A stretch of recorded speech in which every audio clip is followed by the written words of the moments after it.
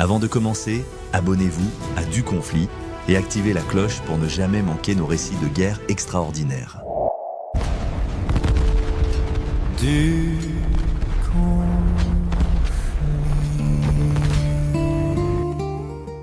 Le tour de force impossible d'Henry Kaiser, des navires Liberty en 4 jours au lieu de 230.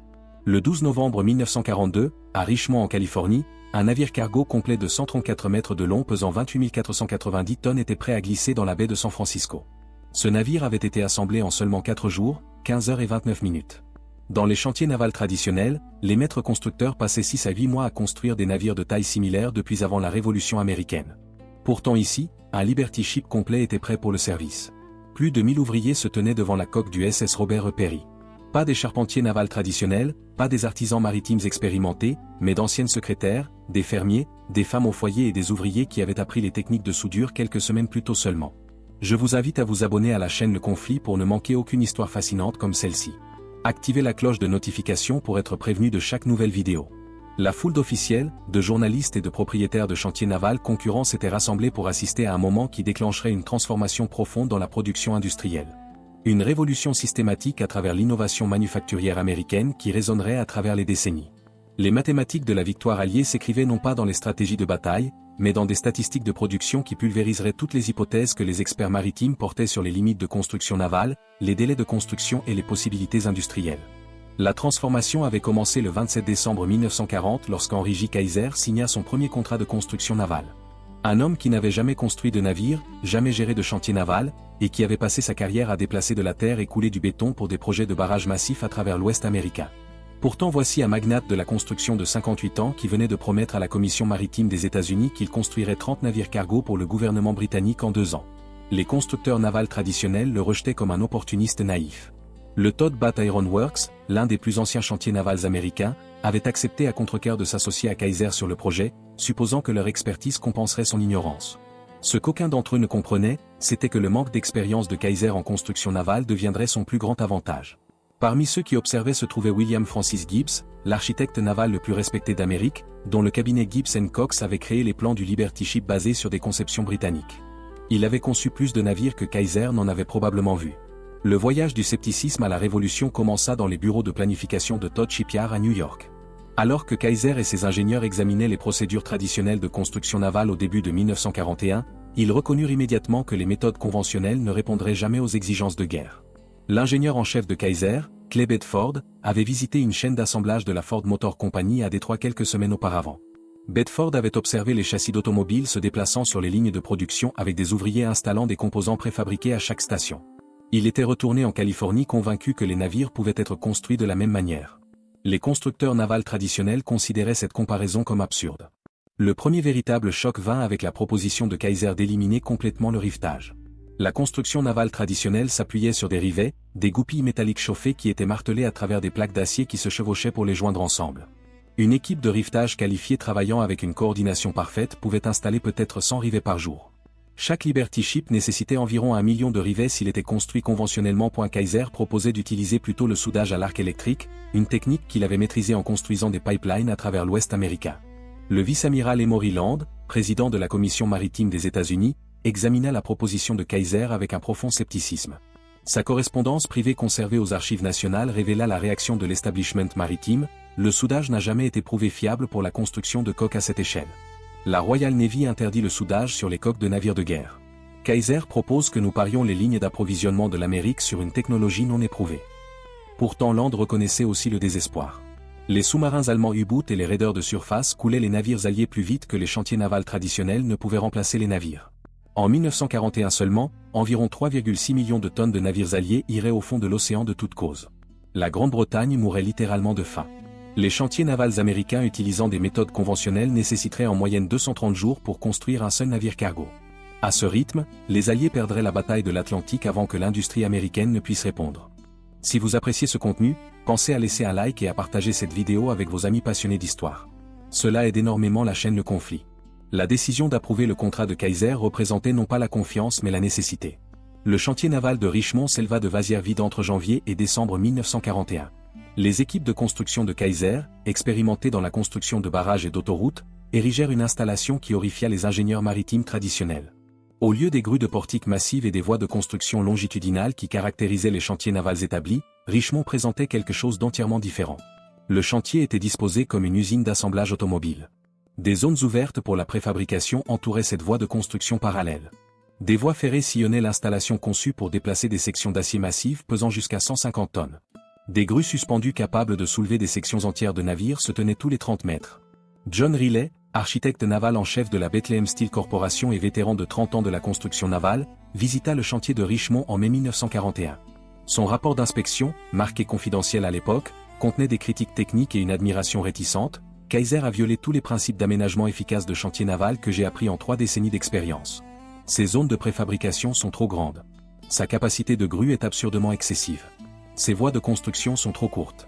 Pourtant je dois admettre que l'installation est conçue exactement pour ce qu'il prétend, l'assemblage rapide de sections préfabriquées. L'arrivée des travailleurs fournit la phase suivante de changement révolutionnaire. Les chantiers navals traditionnels recrutaient dans des communautés maritimes établies où les compétences se transmettaient de père en fils à travers les générations. Kaiser fit de la publicité dans les journaux à travers l'Amérique, offrant des salaires 20% supérieurs aux taux industriels standards et promettant de former toute personne disposée à travailler. Les premiers groupes arrivèrent à Richemont en août 1941. La simplification de tâches complexes en opérations simples répétées empruntées directement à la fabrication en chaîne de montage se révéla dévastatrice d'efficacité. En octobre 1941, Kaiser employait plus de 10 000 travailleurs à Richemont avec moins de 200 ayant une expérience maritime antérieure. Les soudeurs traditionnels passaient 4 ans comme apprentis à apprendre des compétences complètes. Les instructeurs de Kaiser enseignaient des techniques spécifiques pour des tâches spécifiques en environ 2 semaines. Les travailleurs n'avaient pas besoin de savoir comment souder tout, seulement comment souder les joints verticaux sur les cloisons ou les plaques de pont horizontales ou les sections de coque courbe, ce qu'ils feraient de manière répétée. Alors que les travailleurs gagnaient de l'expérience fin 1941 et début 1942, quelque chose d'inattendu se produisit. Le temps de construction des Liberty Ships commença à chuter de façon spectaculaire. Le premier Liberty Ship de Kaiser prit 197 jours à construire et livrer. Le navire numéro 2 nécessita 169 jours. Le navire numéro 5 nécessita 128 jours. Le navire numéro 10 nécessita 97 jours. Au printemps 1942, Richemont complétait des Liberty Ships en 70 jours en moyenne. Les chantiers navals traditionnels observaient avec une alarme croissante cette main-d'œuvre non formée atteindre des vitesses de production qui égalaient leurs propres équipes hautement qualifiées. L'approche de préfabrication que les constructeurs traditionnels avaient rejetée prouva sa puissance. Au lieu de construire des navires de la quille au pont en séquence, les chantiers de Kaiser fabriquaient des sections entières simultanément à travers l'installation. Pendant qu'une équipe assemblait une section d'étrave dans la zone de préfabrication, d'autres équipes construisaient des sections d'étambeaux, des roufles, des salles des machines et des cloisons en parallèle. Lorsque les sections étaient complètes, des grues massives les soulevaient sur les voies de construction où les équipes de soudage les joignaient ensemble. Albert Wooding, superviseur de production au chantier Richemont numéro 2, expliqua l'efficacité dans une interview de 1943 avec Fortune Magazine. Dans la construction navale traditionnelle, vous ne pouvez pas installer le moteur avant que la salle des machines ne soit construite. Vous ne pouvez pas construire la salle des machines avant que la coque ne soit complète. Tout se passe en séquence. L'approche de Kaiser permet la production parallèle. Pendant qu'une équipe soude des plaques de coque, une autre équipe assemble le moteur dans une zone séparée. Lorsque les deux sont prêts, nous déposons le moteur complet dans la salle des machines complète et nous le soudons en place. Des tâches qui nécessitaient auparavant des semaines ne prennent maintenant que des heures. Les statistiques de production parallèle révélèrent une efficacité de fabrication qui semblait impossible aux constructeurs traditionnels. Un chantier naval conventionnel pouvait avoir 50 ouvriers tentant d'installer un moteur sur 3 semaines, travaillant dans les confins exigus d'une salle des machines partiellement complète. L'approche de préfabrication de Kaiser affectait 200 ouvriers pour assembler le moteur complet et sa structure de montage dans un atelier ouvert sur 5 jours, puis utilisait des grues pour positionner l'ensemble entier en une seule opération de 8 heures. N'oubliez pas de consulter les autres vidéos de la chaîne Le Conflit pour découvrir plus d'histoires extraordinaires qui ont changé le monde. Chaque histoire mérite d'être racontée. Plus troublant encore pour les autorités maritimes traditionnelles fut l'élimination désinvolte de pratiques de construction navale vieilles de plusieurs siècles. Les navires avaient toujours été construits à partir de plans soigneusement dessinés qui spécifiaient chaque détail. Kaiser utilisait des dessins simplifiés qui fournissaient des dimensions de base et laissaient les détails au jugement des ouvriers. Les constructeurs traditionnels considéraient cela comme de l'imprudence. Kaiser appelait cela de la flexibilité. Le vice-amiral Howard Vickery, vice-président de la commission maritime et officier de marine de carrière, lutta initialement contre les spécifications simplifiées de Kaiser. Sa transformation de sceptique en partisan documenté dans les procès-verbaux des réunions de la commission illustra le pouvoir des résultats sur la théorie. En janvier 1942, je me suis opposé à la demande de Kaiser de réduire les spécifications de dessin. Les navires ne sont pas des automobiles. La construction maritime nécessite de la précision. Mais en mars, les chantiers de Kaiser surproduisaient nos entrepreneurs traditionnels de 40%. En juin, l'écart s'était élargi à 70%. J'ai appris que la perfection est l'ennemi du suffisant. Les navires de Kaiser n'étaient pas beaux.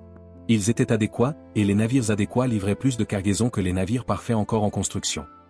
Alors que les vitesses de construction augmentaient au printemps et à l'été 1942, une compétition se développa parmi les 7 chantiers navals de Kaiser répartis en Californie, Oregon et Washington. Son fils Edgar, qui servait comme vice-président et directeur général supervisant tous les chantiers navals Kaiser avec un accent particulier sur les 3 installations du nord-ouest du Pacifique, gérait l'Oregon Shipbuilding Corporation à Portland. Clay Bedford supervisait les chantiers de Richmond en Californie. Les 2 hommes, tous 2 motivés et ambitieux, commencèrent un concours informel pour voir quelle installation pouvait construire des navires plus rapidement.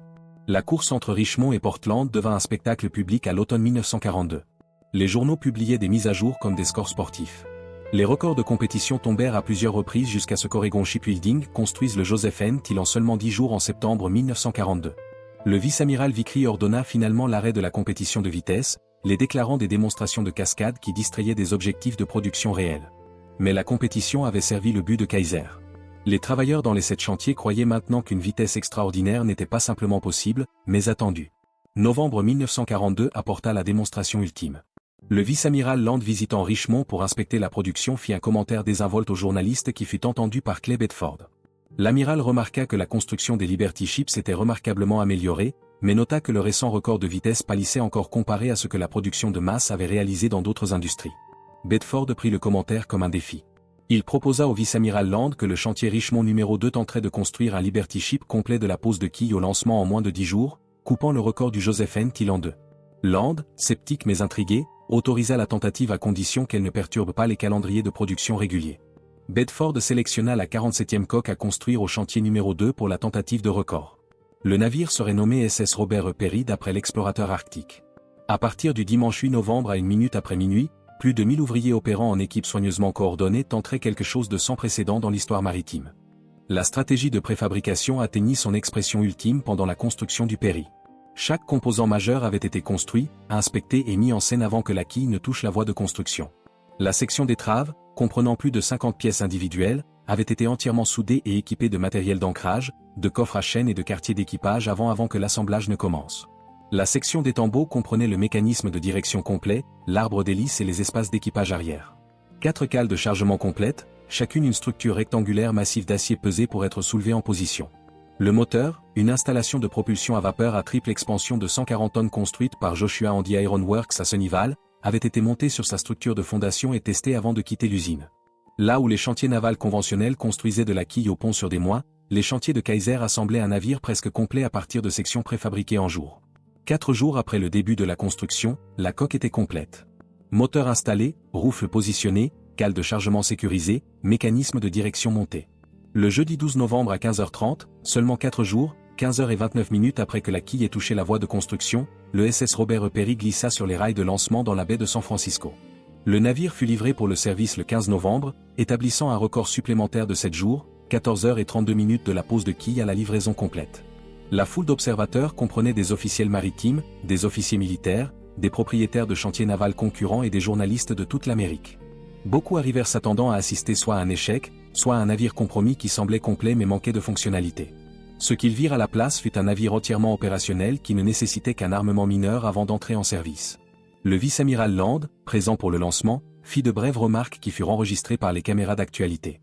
Ces mots capturèrent la reconnaissance forcée de l'establishment maritime que tout avait changé. Il y a 6 mois, j'aurais qualifié cela d'impossible. La sagesse traditionnelle de la construction navale accumulée sur 3000 ans disait qu'on ne peut pas construire un navire approprié en 5 jours. Henry Kaiser a rendu la sagesse traditionnelle obsolète. La Commission maritime des États-Unis exigera maintenant que tous les chantiers navals contractés adoptent ces méthodes.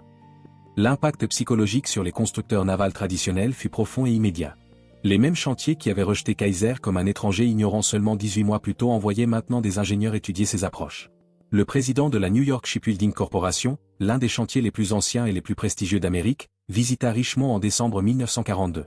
Son rapport confidentiel à son conseil d'administration révéla un effondrement idéologique complet concernant les approches traditionnelles. Kaiser a accompli ce que notre industrie considérait impossible en refusant d'accepter nos limitations. Il a traité la construction navale comme un problème de fabrication plutôt qu'une tradition artisanale. Il a simplifié là où nous cherchions la perfection. Il a standardisé là où nous personnalisions. Il a formé des masses d'ouvriers non qualifiés là où nous cultivions l'expertise générationnelle. Le résultat est des navires construits en 1/10 du temps à 2/3 du coût. Nous devons soit adopter ces approches, soit accepter l'insignifiance. Abonnez-vous à la chaîne Le Conflit et rejoignez une communauté de passionnés d'histoire qui veulent comprendre comment le monde a été façonné par des moments extraordinaires comme celui-ci. Au début de 1943, l'influence de Kaiser avait transformé la production maritime américaine. 18 chantiers navals à travers le pays construisaient des Liberty Ships utilisant la préfabrication et le soudage. Le temps de construction moyen était tombé de 230 jours initialement à seulement 42 jours à la mi-1943. Les États-Unis lançaient 3 Liberty Ships par jour, plus de tonnage que les sous-marins allemands ne pouvaient couler. Mais peut-être le défi le plus dévastateur à l'autorité maritime traditionnelle vint de la qualité de la main-d'œuvre de Kaiser. Les dizaines de milliers de femmes, de minorités et de travailleurs non formés qui avaient construit ces navires représentaient une répudiation directe de l'ancien système de guildes qui avait dominé la construction navale pendant des siècles. Au pic de production en 1944, les 7 chantiers de Kaiser employaient environ 196 000 travailleurs. Parmi ceux-ci, plus de 40 000 étaient des femmes, représentant un pourcentage remarquable de travailleuses industrielles. À la mi-1944, les femmes représentaient 27% de la main-d'œuvre de production de Richemont. Les 3 chantiers Kaiser du Nord-Ouest employaient à eux seuls plus de 31 000 femmes en 1944. Les travailleurs afro-américains se comptaient par dizaines de milliers, employés dans des postes qualifiés incluant le soudage, l'ajustage, l'opération de grue et même des rôles de supervision. Un niveau d'intégration sur le lieu de travail inhabituel pour l'Amérique des années 1940. La démocratisation du travail qualifié que Kaiser permit portait des implications bien au-delà de la production de guerre.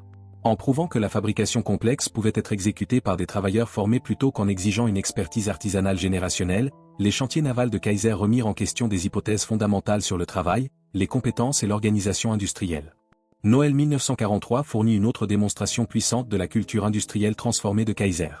Alors que les chantiers navals traditionnels observaient les vacances avec 1 ou 2 jours de congé, les installations de Kaiser maintenaient les horaires de production, mais plutôt que de simplement exiger du travail, l'organisation de Kaiser fournit des célébrations de Noël qui reconnaissaient les sacrifices des travailleurs. Au chantier de Richemont, la direction organisa que le dîner de Noël soit servi dans les cafétérias de l'installation avec de la dinde, du jambon et tous les accompagnements traditionnels fournis gratuitement aux travailleurs en service. Des églises locales envoyèrent des chanteurs de chant. Le Richemont Municipal Band se produisit. Kaiser lui-même visita les chantiers, serrant la main des travailleurs et les remerciant personnellement pour leur service. À la mi-1944, les 7 chantiers navals de Kaiser avaient produit plus de 800 Liberty Ships. Mais l'influence de ces approches s'étendit bien au-delà de ses propres installations. Les 18 chantiers navals américains construisant des Liberty Ships avaient collectivement produit 2400 navires à ce stade. Les Victory Ships, une conception plus grande et plus rapide qui compléta la production de Liberty à partir de 1944, furent construits en utilisant les mêmes techniques de préfabrication et de soudage. La production maritime américaine totale entre 1941 et 1945 dépassa 5500 navires, représentant environ 53 millions de tonnes de transport maritime. L'échelle de production était stupéfiante pour les observateurs contemporains et reste impressionnante selon les normes modernes. Le commandant Joseph Kenworthy de la Royal Navy affecté à la délégation de l'amirauté britannique à Washington observa la production américaine avec admiration et envie.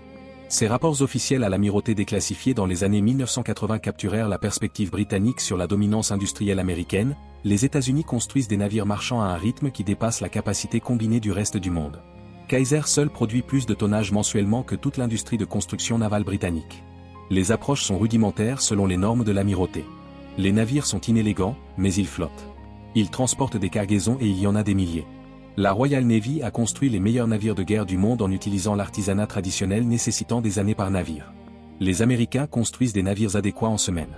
L'adéquate multipliée par des milliers défait la perfection multipliée par des dizaines.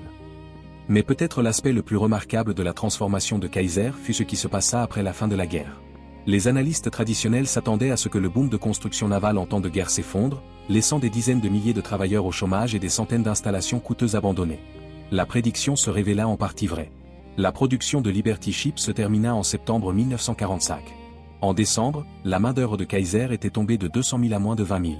Les chantiers navals de Richemont qui avaient employé 100 000 travailleurs à leur pic se tenaient largement vides au printemps 1946. Pourtant les connaissances développées pendant le programme d'urgence ne disparurent pas. Les techniques de préfabrication, les procédures de soudage et les approches d'assemblage parallèles que Kaiser pionnière devinrent pratiques standards dans la construction navale mondiale. Lorsque le Japon et la Corée du Sud reconstruisirent leurs industries maritimes dans les années 1950 et 1960, ils étudièrent le programme Liberty Ship de Kaiser et adoptèrent ces approches comme fondation de leur chantier. Les installations massives de construction navale à Ulsan en Corée du Sud et à Nagasaki au Japon qui domineraient la construction navale mondiale pendant des décennies étaient des descendants directs des pratiques révolutionnaires du chantier de Richemont. Pensez à commenter cette vidéo et à me dire ce que vous en pensez. Votre avis compte énormément pour la chaîne Le Conflit et m'aide à créer du contenu encore meilleur pour vous. John Bunker, professeur d'histoire maritime au State University of New York Maritime College, résuma l'influence durable de Kaiser dans son étude définitive publiée en 1972. Kaiser entra dans la construction navale comme un étranger, ignorant de la tradition maritime. Non contraint par la sagesse conventionnelle et disposé à appliquer des principes de fabrication que l'industrie établie considérait inappropriés pour la construction navale. En 36 mois, il construisit plus de navires qu'il n'en avait été construits en Amérique pendant tout le siècle précédent.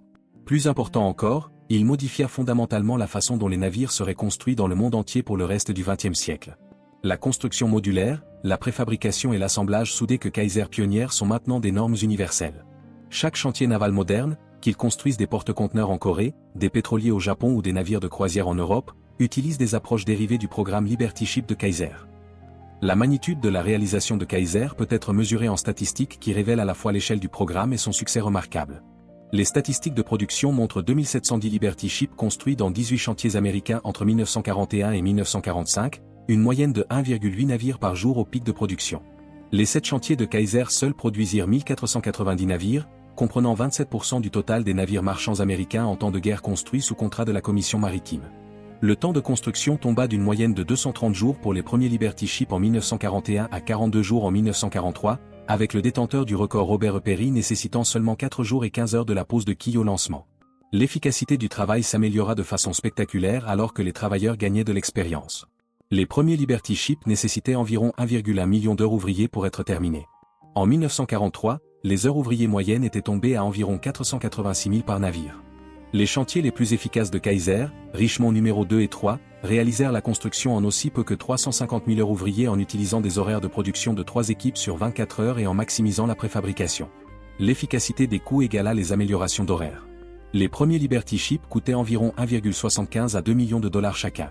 En 1943, les coûts étaient tombés à 1,8 million de dollars malgré la hausse des salaires et des prix des matériaux, reflétant une efficacité améliorée et des effets de courbe d'apprentissage.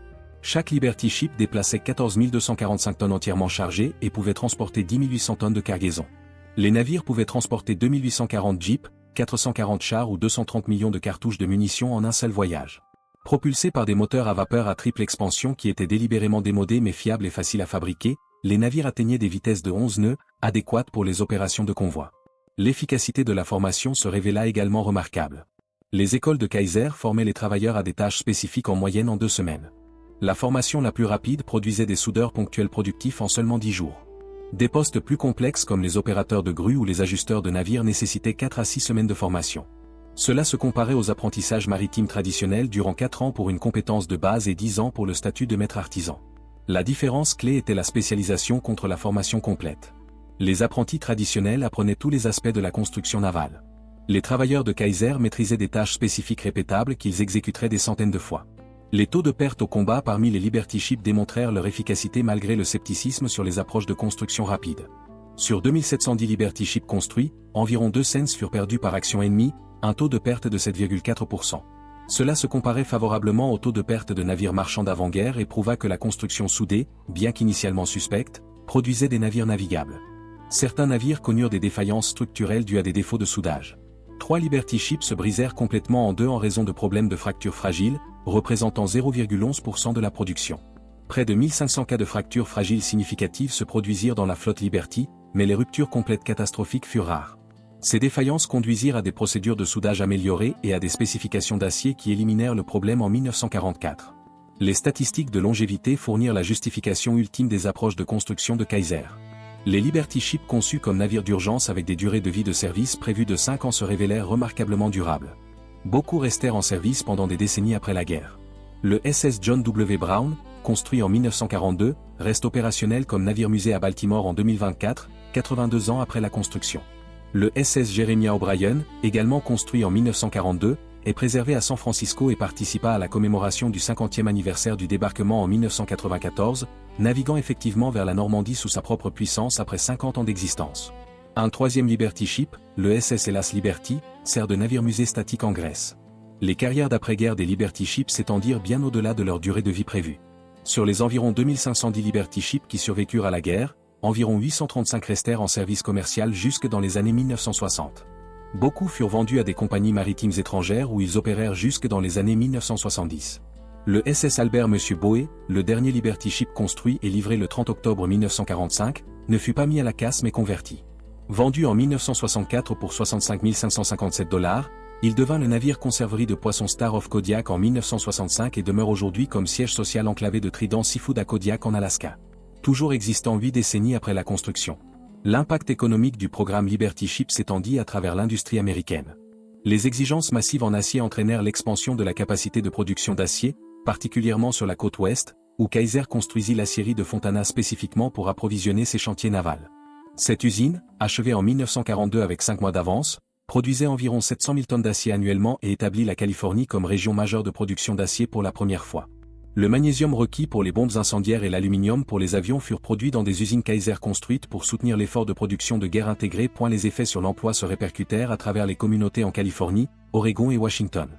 La ville de Richmond en Californie passa d'une population de 23 000 habitants en 1940 à plus de 100 000 en 1943, entièrement entraînée par l'emploi dans les chantiers navals. Kaiser construisit Vanport City en Oregon, qui devint brièvement la deuxième plus grande ville de l'État avec une population dépassant 40 000 habitants, tous travaillant dans les chantiers navals ou les industries de soutien. Ces villes champignons, bien que temporaires, démontrèrent l'effet transformateur d'un investissement industriel concentré. L'innovation en matière de soins de santé émergea comme un héritage inattendu du programme de construction navale de Kaiser. Pour fournir des soins médicaux à sa main-d'œuvre massive, Kaiser s'associa avec le médecin Sidney Garfield pour établir des programmes de soins de santé prépayés qui évoluèrent finalement en Kaiser Permanente, l'une des plus grandes organisations de maintenance de santé d'Amérique. Le modèle de soins de santé préventifs prépayés pionnier dans les chantiers navals influença la pratique médicale américaine pendant des décennies et servit plus de 12 millions de membres au début du XXIe siècle. N'oubliez pas de vous abonner à la chaîne Le Conflit pour continuer à découvrir des histoires fascinantes qui ont façonné notre monde moderne. Chaque abonnement nous encourage à créer plus de contenu de qualité pour vous. Les travailleurs eux-mêmes portèrent les leçons de l'expérience de guerre dans des décennies de réalisation en temps de paix.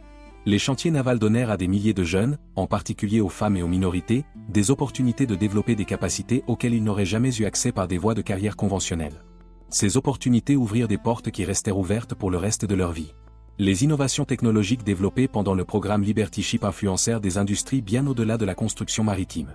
Les techniques de soudage raffinées sous la pression de guerre devinrent standards dans la construction d'acier structurel, la fabrication d'équipements de raffinage pétrolier et la fabrication de récipients sous pression. Les approches de préfabrication pionnières à Richmond influencèrent les pratiques de construction dans le logement, la construction de ponts et les installations industrielles. Les principes organisationnels de production parallèle, de spécification simplifiée et de formation rapide des travailleurs devinrent des concepts fondamentaux dans la gestion des opérations et l'enseignement de l'ingénierie industrielle. Le professeur Michael Porter de la Harvard Business School analysant la compétitivité industrielle américaine dans une étude de 1985 identifia le programme Liberty Ship comme une étude de cas cruciale dans le développement rapide de capacités. Kaiser démontra que la capacité industrielle n'est pas fixe mais peut être créée rapidement lorsque la nécessité l'exige. Les États-Unis entrèrent dans la Seconde Guerre mondiale avec une capacité minimale de construction de navires marchands. En 24 mois, les chantiers américains produisaient plus de tonnage que le reste du monde combiné. Cela prouva que l'infrastructure industrielle, les compétences de la main-d'œuvre et les systèmes de production pouvaient tous être développés à une vitesse sans précédent lorsqu'ils sont correctement organisés. Cette leçon a une pertinence au-delà de l'urgence de guerre. Elle suggère que les limitations perçues sur la capacité industrielle reflètent souvent des contraintes organisationnelles et conceptuelles plutôt que des impossibilités physiques. La transformation psychologique que le programme Liberty Ship créa parmi les gestionnaires industriels et les ingénieurs se révéla aussi significative que les navires physiques produits. Avant Kaiser, les dirigeants manufacturiers acceptaient la sagesse conventionnelle sur les limites de production, les exigences de compétences et les structures organisationnelles. Kaiser démontra que la sagesse conventionnelle pouvait être fausse et que la performance révolutionnaire nécessitait de remettre en question les hypothèses fondamentales. L'histoire du Liberty Ship se dresse finalement comme témoignage d'une vérité profonde sur la capacité humaine et la possibilité industrielle. Les navires eux-mêmes, bien que cruciaux pour la victoire alliée, importèrent moins que ce que leur construction prouva. Des gens ordinaires, recevant formation et opportunités, pouvaient obtenir des résultats extraordinaires. Des produits complexes nécessitant auparavant des années de tradition artisanale pouvaient être fabriqués en semaines en utilisant des processus systématisés. Des industries résistantes au changement pendant des siècles pouvaient être révolutionnées en mois lorsque nécessité et innovation se combinaient. L'amiral Chester Nimitz, commandant de la flotte du Pacifique, réfléchit sur l'impact stratégique de la production maritime américaine dans ses mémoires d'après-guerre publiés en 1960. Nous avons combattu à travers 5000 miles d'océan Pacifique, approvisionnés par des navires construits plus rapidement que l'ennemi ne pouvait les couler. Les planificateurs militaires du Japon supposaient que la capacité industrielle américaine était impressionnante mais finie. Ils croyaient que s'il coulait assez de navires, finalement la logistique américaine s'effondrerait et nous serions forcés de négocier. Ils ont échoué à tenir compte d'Henry Kaiser. En 1944, nous remplacions les pertes de navires plus rapidement qu'ils ne pouvaient les infliger. Les mathématiques de l'attrition favorisaient le côté qui pouvait construire 3 navires par jour sur le côté qui pouvait couler 2 navires par jour. La capacité industrielle, pas la valeur martiale, détermina l'issue. La guerre du Pacifique fut gagnée dans les chantiers navals de Richmond, Portland et Baltimore, autant que sur les plages d'Iwo Jima et d'Okinawa. Au final, la plus grande réalisation de Kaiser ne fut pas les 1490 navires que ces chantiers produisirent, mais la transformation de ce que les industries croyaient possible. Le Robert E. Peary, construit en moins de 5 jours, se dressa comme preuve tangible que la tradition n'égalait pas la vérité, que la sagesse conventionnelle pouvait être questionnée, et que l'amélioration révolutionnaire nécessitait des approches révolutionnaires. L'establishment maritime qui rejeta Kaiser comme un étranger ignorant en 1940 passa des décennies après 1945 à étudier et à mettre en œuvre ces techniques. Les jeunes travailleurs qui apprirent à souder et à ajuster et à fabriquer portèrent ces compétences et cette confiance dans des carrières en temps de paix qui reconstruisirent l'économie d'après-guerre de l'Amérique. Les approches pionnières sous l'urgence de guerre devinrent des normes en temps de paix qui influencèrent la fabrication à travers les industries et à travers le monde. Partagez cette vidéo avec tous ceux qui s'intéressent aux grandes réalisations industrielles et aux moments qui ont changé l'histoire. La chaîne Le Conflit compte sur votre soutien pour continuer à raconter ces histoires extraordinaires. L'histoire de la façon dont l'approche d'un civil fit apparaître des liberty ships en jour au lieu de mois est finalement une histoire de transformation par démonstration. Elle prouve que les plus grandes révolutions viennent souvent de ceux qui ne sont pas contraints par la tradition, que le progrès nécessite de questionner les limites acceptées, et que le potentiel humain dépasse les attentes conventionnelles lorsqu'il est correctement organisé et défié. Les travailleurs de Kaiser n'étaient pas des humains supérieurs. Ils étaient des gens ordinaires obtenant des résultats extraordinaires parce que quelqu'un croyait qu'ils pouvaient organiser des systèmes qui leur permettaient de le prouver. Cette leçon démontrée dans les chantiers navals de Richmond et validée par 2710 navires achevés reste pertinente partout où les industries font face à des défis que la sagesse conventionnelle prétend impossibles. Les Liberty Ships sont pour la plupart disparus maintenant, mis à la ferraille il y a des décennies ou reposant sur les fonds océaniques.